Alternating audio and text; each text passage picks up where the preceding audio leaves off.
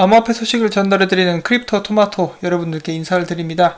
오늘 날짜 3월 1일 대한민국 만세를 외치며 암호화폐 소식 시작하도록 하겠습니다. 자, 첫 번째로는 이더리움 관련된 소식입니다. 블록체인 전문 보안업체인 슬로우미스트가 고 이더리움과 페리트 노드에서 모두 블록 높이 728만 유 블록을 생성한 것으로 확인됐다며 콘스탄티노플 샹테페테르부르크 하드포크가 성공적으로 완료됐다고 진단을 했습니다.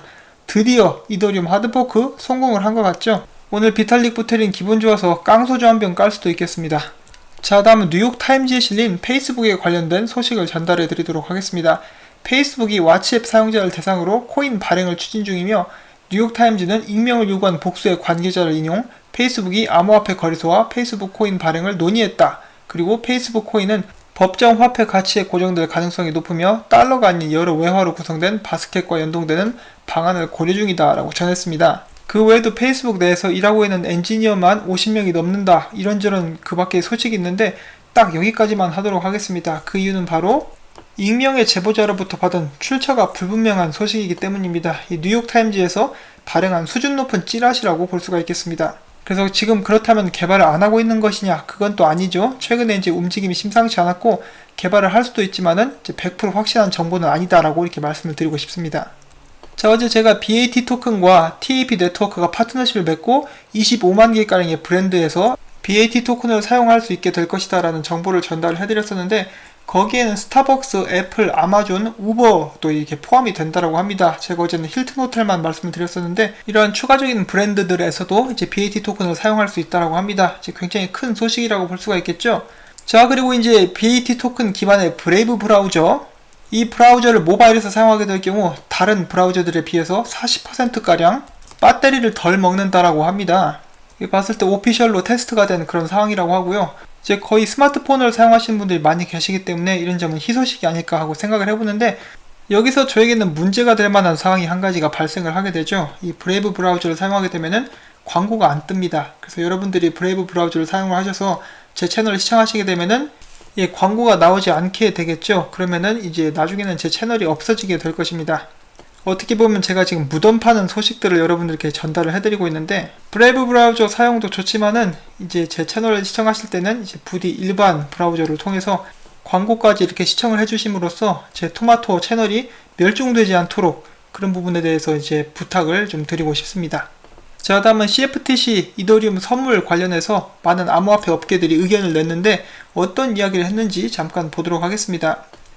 거스 콜드벨라 서클 최고 법률 책임자는 이더리움 네트워크는 많은 유형의 디지털 자산을 지원한다며 이런 특징들을 통해 이더리움은 글로벌 자산 토큰화의 상당 부분에 기여하게 될 것이라고 밝혔고요. 찰리 쿠퍼 R3 매니징 디렉터는 CFTC의 새로운 계획을 존중한다며 2019년 디지털 자산은 부동산 또는 금과 같은 실물 자산의 토큰을 연동하는 방식으로 진화할 것이라고 말을 했습니다. 이더리움의 주요 거래 지역을 언급하며 신중론을 제시한 기업도 있었는데 이것은 바로 코인베이스입니다. 코인베이스의 최고 법률 책임자는 CFTC가 관리해야 할 대상인 이더리움의 거래 대부분은 미국이 아닌 해외에서 이루어진다며 이는 부정적인 영향을 미칠 수도 있다고 조언을 했습니다. 자, CFTC 같은 경우는 이더리움 이야기하기 전에 비트코인 선물시장 관리 먼저 제대로 했으면 좋겠습니다. 이제는 정말 이름도 희미합니다. 거의 잊혀질 정도인데 벡트, 어디선가 들어본 것 같죠? CFTC에서 부디 정신 좀 똑바로 차리고 그쪽 먼저 이제 관리를 해줬으면 좋겠습니다. 자, 미국 핀테크 업체 시리즈1이 빗썸과 증권형 토큰 플랫폼을 개발 중이라고 밝혔죠. 자, 그리고 이제 지난 27일에는 서울 강남구 오크우드 프리미엄 호텔에서 증권형 토큰 공개를 주제로 이제 미덥 행사를 개최까지 했습니다. 이번 미덥에서 미국에서 STO가 어떻게 진행되고 있는지 정보를 공유하는 자리로 마련이 되었으며, 이를 위해서 증권형 토큰 발행을 진행 중인 미국의 기업 2개가 참여를 했습니다. 원유 시추 사업을 진행하고 있는 헬레나 오일앤가스는 증권형 토큰 발행을 통해서 더 많은 유전을 확보하고 원유 생산량을 확대할 계획입니다.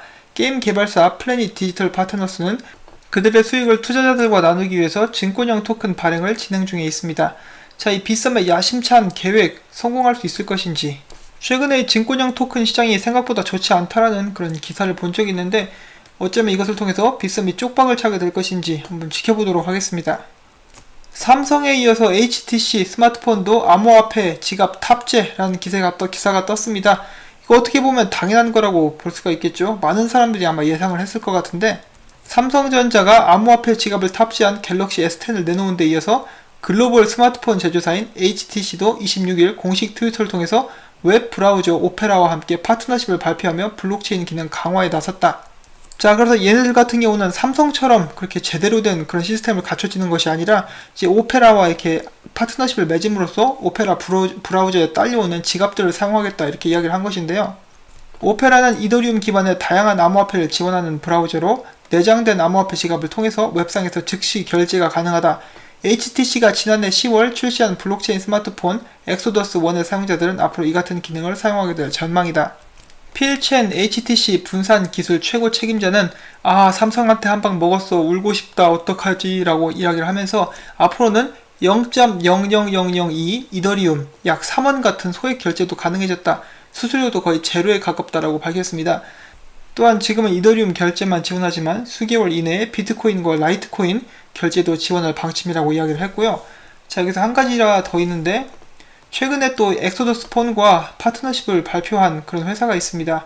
지금 현재 이제 엑소더스 폰과 이제 표지도 똑같죠? 파트너십을 발표하고 60%가량 상승한 코인이 있는데 그 코인의 이름은 바로 디센트럴랜드입니다.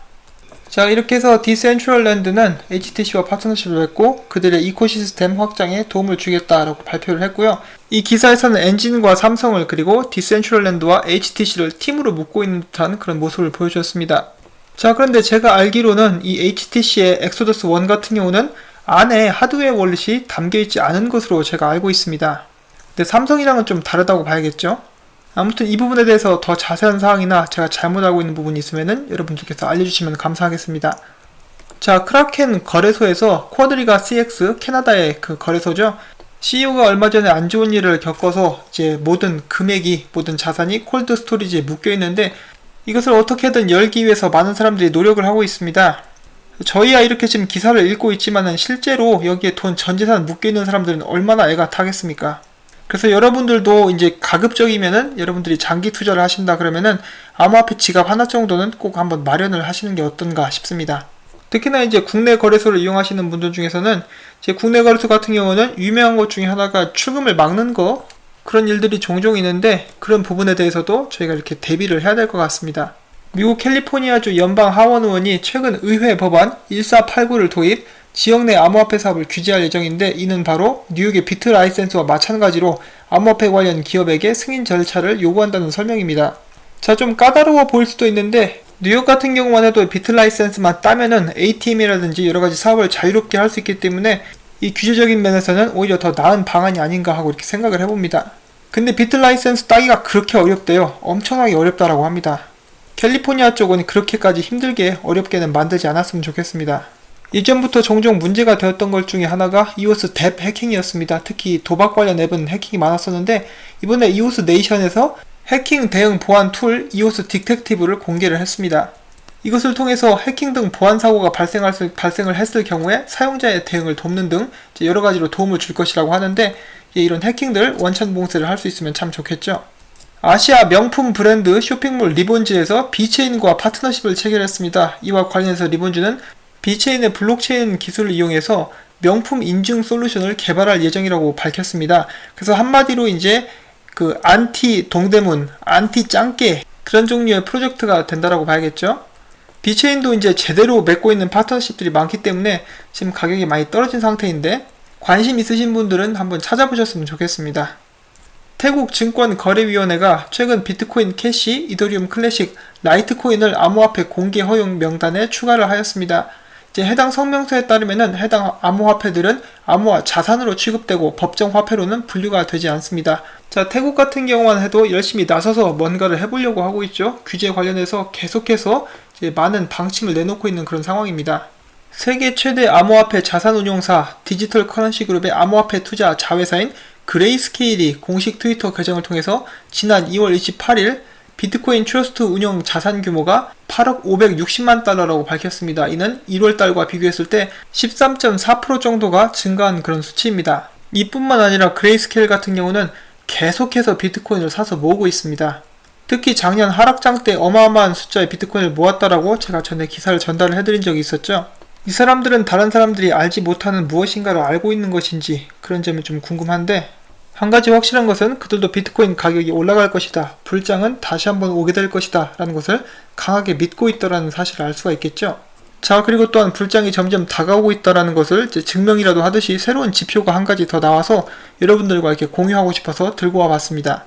지금 보이시는 이 차트는 이제 맥시 이동평균선을 보기 위해서 나타낸 그런 차트인데, 여기 보시면은 이것이 이제 지난번에 있었던 하락장입니다. 자, 그래서 여기 보시면은 하락장이 끝났을 때쯤 나오는 지표가 있었는데, 바로 이동평균선에 이제 하락세에서 이제 뒤집어진 것이죠. 이렇게 쭉 내려오다가 올라가기 시작합니다. 어떻게 보면 여기가 이제 바닥을 찍었다라고도 볼 수가 있겠죠. 이렇게 올라가기 시작하면서 이제 가격은 횡보를 해요. 그리고 어느 순간 이렇게 빵 볼륨이 터지면서 가격이 상승하기 시작합니다. 그리고 그것이 불장으로 이어지게 되죠.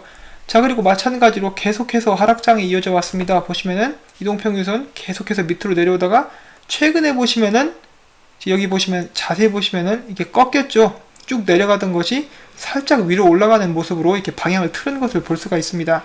자, 마찬가지로 역사가 반복된다 그러면은 여기와 마찬가지로 방향을 틀어서 살짝 이렇게 올라가기 시작할 수도 있겠죠. 그러면서 가격은 횡보를 하고 어느 순간 또 빵 터져가지고 다시 한번 불장이 올 수도 있다.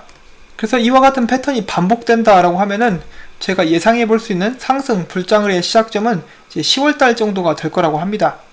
자, 저번 상승장은 10월달에 시작이 됐는데, 이번에도 상승장이 오게 된다면은 과연 10월달에 시작을 하게 될 수 있을지 이제 기대가 많이 되는 바인데, 그 전에 개인적인 욕심으로는 조금씩 우상향하는 그런 모습을 보여줬으면 좋겠습니다.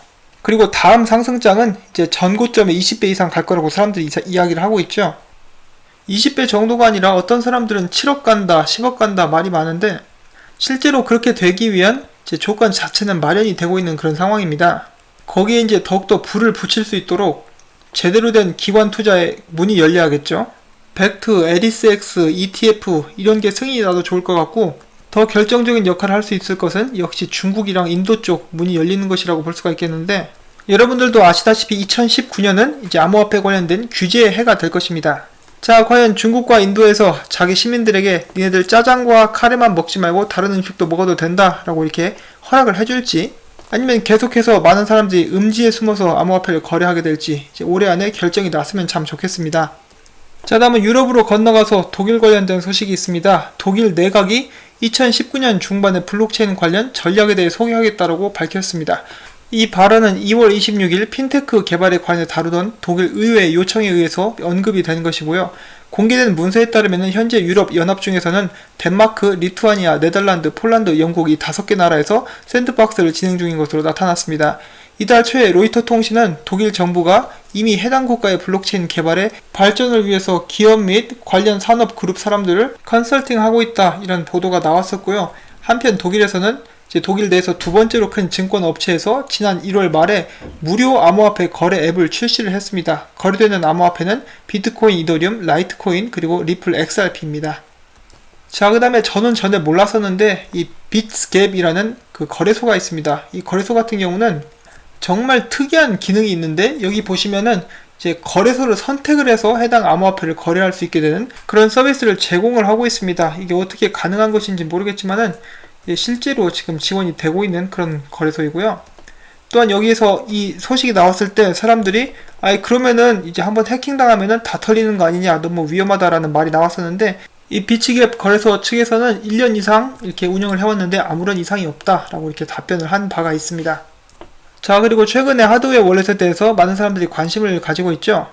이것에 관련해서 최근에 레저사에서 하나 이벤트를 열게 되는데, 이 이벤트에 참여한 사람들 중에 이제 추첨을 통해서 레저나노 X 5개 그리고 레저나노 S 10개를 이렇게 선물로 이렇게 준다라고 합니다. 추첨을 통해서 선물을 준다라고 하고 있고요. 이것에 참여하기 위해서는 간단하게 엔터 버튼을 누르고 여러분들의 이메일을 넣고 이제 가입을 하면 됩니다. 또한 한 가지 특이한 것은 여러분들이 가입을 하시고 나게 되면은 여러분만의 이렇게 링크를 주게 되는데, 이 링크를 여러분이 다른 사람들에게 공유를 할 수가 있고요. 이 링크를 다른 사람들이 사용을 하게 되면 여러분들의 포인트가 올라가게 되고, 포인트가 올라갈수록 이렇게 당첨될 확률이 더 높다라고 하네요. 뭐 어차피 믿자야 본전이니까 제가 여러분들께 소개를 해드리는 것이고요. 관심 있으신 분들은 제 링크를 밑에 걸어놓도록 하겠습니다. 제 링크를 굳이 사용하지 않으셔도 괜찮고요. 부디 이제 제 시청자분들 중에서 당첨자가 나왔으면 참 좋겠습니다. 자, 그 다음 암호화폐랑은 직접적으로 연관은 없지만 좀 재밌는 짤 보는 시간을 갖도록 하겠습니다. 저는 개인적으로 이 영상의 제목을 암호화폐를 욕하는 자들의 최후라고 이렇게 짓고 싶습니다. 이 깝죽깝죽대는 인간의 최후를 보십시오.